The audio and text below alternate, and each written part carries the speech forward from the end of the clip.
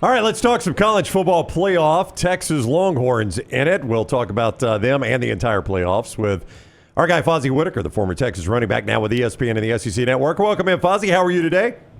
Good morning. I am doing great. Can you all hear me well? And is you all's day going well so far? Can hear you, and our day is going great. And if you're a Texas fan, didn't end the way they wanted it to in Atlanta, but to make the playoffs, let's just start there. I mean, that first year in the conference, for Steve Sarkisian to take a team to Atlanta and be in overtime for the conference championship, I know you didn't take the trophy home, but for Texas fans, that had to feel like a decent flex to do that in year number one.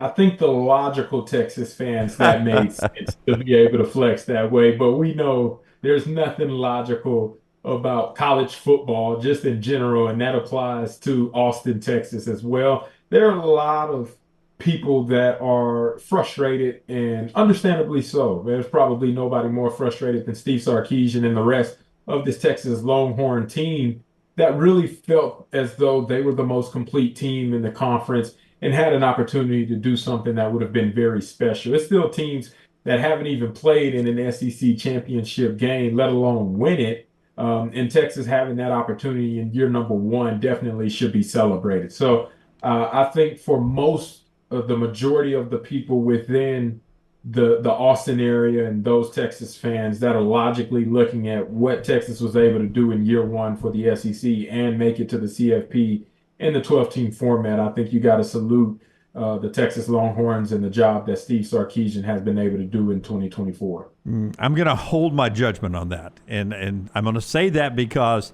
and I said this to you when we were in Dallas at SEC Media Days. I'm going to take my rest of the SEC hat on, put it on, and said, man, we can lead a horse to water. We can't make him drink it. We gave you guys the easiest possible schedule possible, and you got to the championship game and you lost. So what's your best win so far at Texas, in your opinion, as an SEC network analyst?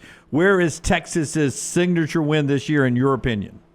Yeah, Texas doesn't necessarily have that eye-popping signature win. The best win would technically be against A&M and Kyle Field, a team that went 8-4 this season, was ranked in the top 25. And Texas, the reason why a lot of teams aren't ranked anymore is because Texas beat them. So the top 25 argument, it kind of doesn't hold the same type of value or the weight, because after Texas beat them, they were no longer ranked. And that shows up as blemishes on Texas's strength of schedule. But if you look at it from the standpoint of the totality, using even some of the metrics that the CFP committee utilizes, Texas is ranked near the top of all the playoff teams in overall strength of record, strength of schedule, and then just the physical dominance that they've been able to assert on the defensive side of the ball. That resonates to just what football is all about. And although they did not get it done against one of the top teams in the country and the best team that they faced two times this year, I don't think as an analyst that tells me everything I need to know about Texas not being ready to compete against some of the top tier talent in the country. I think if you look at history, and if you look at this season, but history kind of proves itself that it's a lot of teams that don't beat Georgia in general. And that's this year. I know Alabama was able to do it, but what did Alabama need to do in order to beat Georgia? Well, they had to have some super heroic performances. And Georgia played probably the worst game from a sloppiness perspective and still had an opportunity to win that game. Now, the Ole Miss loss that Georgia faced, that was a straight butt whooping, but it's not too many times that you see a Kirby Smart team get handled the way that Ole Miss was able to handle them. And the weather kind of played, not giving them an excuse, but the weather did play a little bit of a factor in the way that game played out. Ole Miss handled their business and did what they needed to do. But just from the standpoint of what Georgia is, from the standpoint of what Texas is, Georgia's a really good football team. Georgia has a lot of history. Kirby Smart knows how to win the big games. I think Texas is a really good football team, but Texas has to prove that they can do it at the big stage. They were able to do it last year from a standpoint of winning the Big 12 against a so-so Oklahoma State team who has fallen flat on their face this year. But then they go and play against a team in Washington, and Washington does enough to be able to handle Texas that L in the playoffs in the first time that Texas was able to be there. So I'm seeing this continual trend of Texas not being able to win the top end talent games where you're going up against a top five opponent.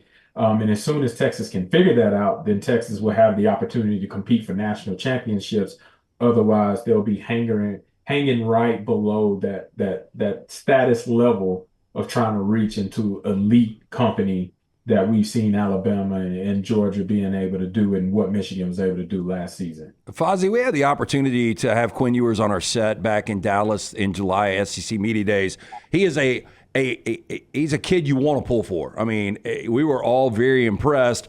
The season's been a little inconsistent. I mean, he's had great games against Michigan, Florida, threw a couple of picks this past weekend. I know he's been injured a little bit, but my question to you, and I think this is fascinating, Texas could go on and win a national championship with him, but what are the chances he's back at Texas next year? If he's like, I don't want to go to the NFL because I ultimately want to be a first-round guy, that's not the projection right now. I want to be back in Austin with Arch Manning there. What do you do if you're Steve Sarkisian, and what have you heard about that potential situation playing out?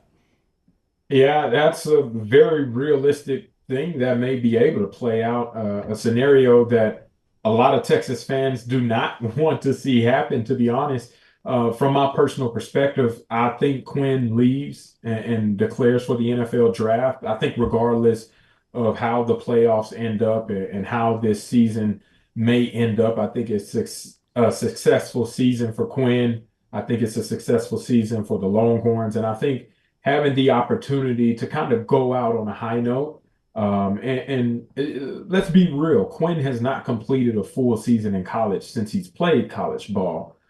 Being able to have the opportunity to still get a pretty good draft stock. I'm not saying he'll go first round, but to make some money as maybe a top 3, top 4 round quarterback drafted in this upcoming NFL draft, that probably bodes pretty well instead of putting your body at risk again a year from now, given the fact that Arch Manning will see more time next season. And I don't know if Quinn came back, if that would look like a 2 quarterback system or what that offense would look like. But I do believe the dynamic that Steve Sarkisian has wanted to create with this quarterback room was, Arch, you're going to sit behind Quinn as the starter. Quinn's going to go out there, perform at the level that I expect him to as a quarterback genius and an offensive guru. Sark has put quarterbacks in this position to be successful, and he expects Quinn Ewers to perform in the way that they have prepared and the history of what Sark's been able to do. And the goal is to get Arch Manning to come in next year and basically do the exact same thing. So I do believe Quinn does declare for the NFL draft. I do believe next year we see Arch Manning take control of this offense. But in a world or a scenario where that doesn't happen, I'm not quite sure Quinn would be the full unsung starter, let alone still on the team, because we know how many players have entered the transfer portal whenever they're no longer viewed as the number one QB1 guy. So it's a lot going on with this time frame and in the world of college football, but I believe Sark has a great handle of it and knows how to handle very high-profile quarterbacks. Fozzy Whittaker, our guest, the former Texas running back. Now you see him on ESPN and the SEC Network here on Sirius XM at Fozzy Whit on social media, at Fozzy Whit. There was this school of thought that if you didn't get the 1 seed, you wanted the 5 seed, which is what Texas got. Then I saw Oregon get the 1 seed. I'm like, I'm not sure you didn't just want the 5 seed, Fozzy. I mean, this is... It was wild to see Oregon kind of get punished for getting the 1 seed, but that whole 5 seed thing felt like it played out for Texas. Do you like that path?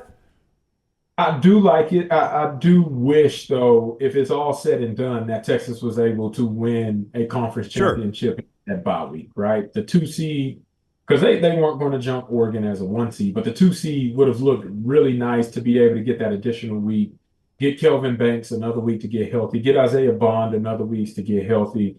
And that could serve and bode well. I really the issue that I have with the format of college or of the CFP this year, and I expect it'll be addressed in some form or fashion next year with some small tweaks and then an overhaul the year after that. But the conference championship losers, and I'm not saying this just because Texas lost, but the conference championship losers kind of get the short end of the stick. And if we want to say Penn State and Texas kind of got a good draw, considering who they may face in the first round and who they may face in the second round, that's one train of thought. But playing in the conference championship when you got Indiana, you got Ohio State, you got Notre Dame, you got these other teams that didn't play that championship game that got an additional week to rest up. It's essentially a bye week for them. They may have to play earlier on December 20th and December 21st, but they didn't have to play on December 7th. So they got that additional week to be able to get healthy, to be able to do an extra scouting. And I think that's something that would need to be addressed because the losers of these championship games are now having to go and play a week earlier than what the teams they're playing against had to face. And I think that's not fair. I think that the conference championship game should still be heralded in meaningful for college football and for the playoffs. And I think if we're going to do anything to make everybody play the same amount of games and still have those top four seeds have that bye, because that should ultimately be praised for what they were able to do. And maybe play-in games may be something that we feature. So many people talked about Miami and Alabama and Ole Miss and South Carolina, and rightfully so. All of those teams could very well be one of the top 12 teams in the playoffs. But if we can have some sort of play-in game or have some sort of even playing field with the number of games that the teams play, I think that will help create a little bit more parity and some more excitement for what the CFP is going for. And it's just set up for perfect matchups. But for Texas's perspective, being able to play against Clemson, that won't be an easy feat. I know Clemson was the 12th seed, but at the end of the day, Cade Klubnik is a really good quarterback. He got their team rolling. If Texas is able to get past that, playing against Arizona State, I think Arizona State probably is one of the hottest teams coming into the CFP playoffs. That it's favorable because of the strengths that Arizona State has, and the strengths that Texas have that kind of play into what Texas wants to do. So it is a favorable matchup and a favorable lineup for Texas from that perspective. But I do still believe that the conference championship game should have some merit, and these other teams shouldn't get a bye. They should be able to play a game at that same time as well. Fozzy, you mentioned Isaiah Bond, and I know it was kind of wide receiver by committee, and Matthew Golden kind of ended up being that go-to guy. But did you guys and Texas fans expect a little more when Bond transferred from Alabama to Texas? I think at the beginning of the season, we got the Isaiah Bond that the expectation level was there. The production was there, the playmaking ability was there, the speed was there. Him being able to do what he was able to do was exactly what Texas fans believe. As the course of the season went on, he wasn't healthy, and that was visible in really his last four performances.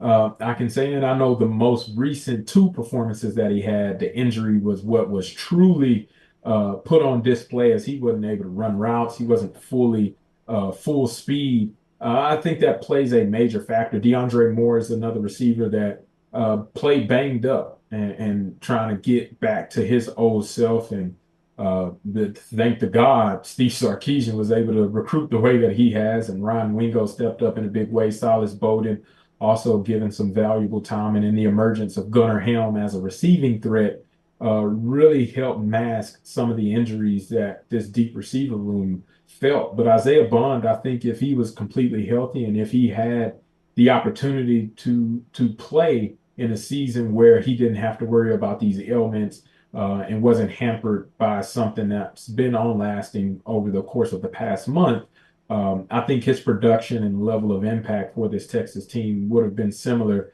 to his production and impact of what he had in the first half of the season. So I wouldn't say it's disappointment from my perspective. I wouldn't say that he didn't live up to expectations. I thought he did exactly what he was supposed to do. Injuries kind of just derailed the impact that he could have had late in the season. And hopefully the time frame that he has now until the 21st gives him opportunity to get back to as close as full speed as he can, and he can go out there and make those dynamic game-changing plays, which we know he's capable of doing. At Fozzy Whit on social media is where you're following me here on Sirius XM, CBS on ESPN, and the SEC Network and Longhorn Network. Fozzy Whittaker, the former Texas great. Fozzy, thank you for the time. Always great talking with you. Absolutely, my pleasure. Hope you all having a blast, and I do believe you as a running back. Ashton Jeanty is unbelievable and is having a great season. So there you go. Proud he's getting some of the accolades, but yeah, he's doing something. I know you. I know you're a little biased, but if you were a Heisman voter, and maybe you are, would Jeanty be your guy? I'm not a Heisman voter. I hope one day I do get that chance and opportunity. Jeanty is still second in my book, and I understand the statistics. I understand what he's doing is absolutely amazing. 29 touchdowns, over 7 yards a pop, got dang near 1,000 more rushing yards than the second leading rusher in the country. I think Travis Hunter has done things that we haven't seen done.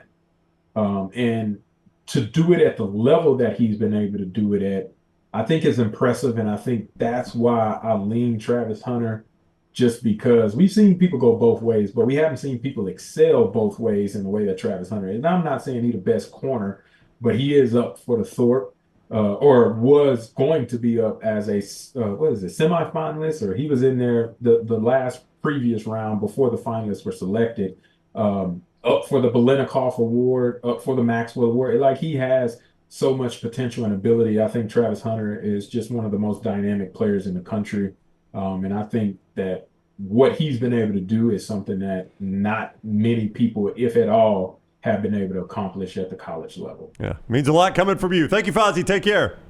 Absolutely. Y'all have a good one. All right, buddy, you take care. Fozzy Whittaker with us on the JohnstonRVCenter.com hotline.